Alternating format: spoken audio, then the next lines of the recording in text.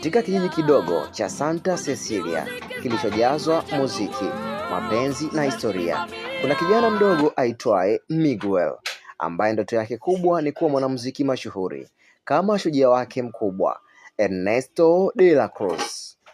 Miguel alizaliwa katika familia ya watengeneza viatu, familia ambayo ilichukia muziki kwa kila namna. Ilisemekana kuwa babu yake wa zamani aliwahi kuacha familia yake kwa ajili ya muziki na kurudi tena.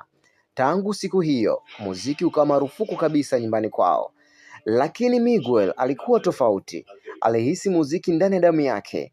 Alijifundisha kupiga muziki wa gitaa kwa siri, akiangalia video ya zamani ya Ernesto de la Cruz. Ndoto yake kubwa ilikuwa ni kupiga muziki mbele ya dunia nzima. Ilipofika Dia de los Muertos, siku ya wafu, familia nzima ya Miguel iliweka picha za mababu zao kwenye ofrenda, madhabahu ya kifamilia. Lakini Miguel aligundua jambo la kushangaza.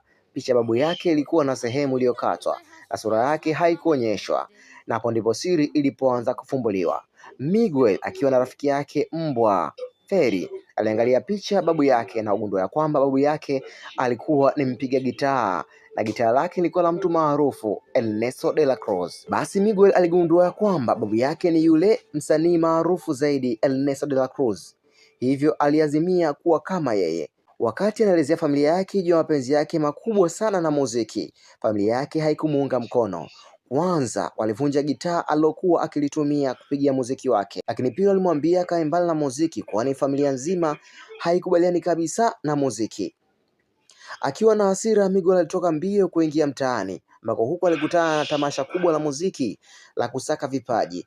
Kwa kuwa alikuwa na hamu kubwa ya kuwa mwanamuziki, aliamua kushiriki, lakini ilishindikana kwa sababu alikuwa hana gitaa la kupigia muziki. Basi Miguel aliamua kwenda hadi kaburini kwa babu yake Ernesto de la Cruz, ambapo pale alisema kwamba anayemzima gitaa kwa muda mfupi na kisha kulirejesha. Alipojaribu tu kupiga gitaa lile, ghafla Miguel alijikuta ameondoka kwenye dunia ya watu walio hai na kuingia katika dunia ya wafu. Huko alikutana na babu zake, watu waliokufa zamani, ikiwemo Mama Imelda, ambaye huyo alikuwa ni mke wa huyo mpiga gitaa maarufu kipindi hicho. Miguel alimwelezea Mama Imelda juu ya siri yake kubwa kutamani kuwa mpiga muziki duniani, lakini wote walikataa kumsapoti.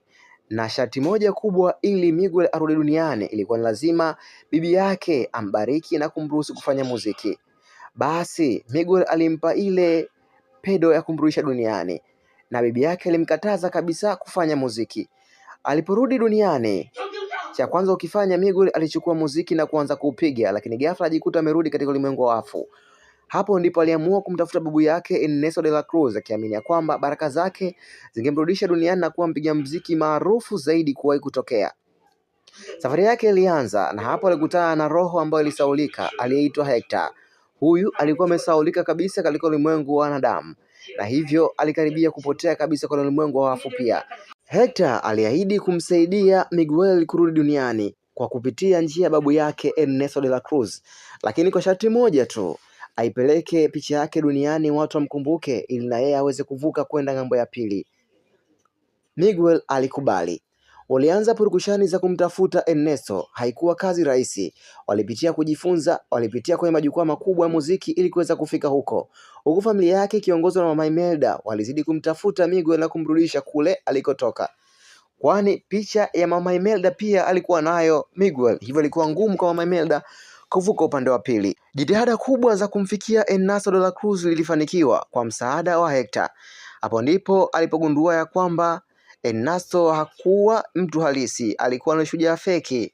Huyu aliiba nyimbo za Hector na kumuua rafiki yake ili kujizolea umaarufu.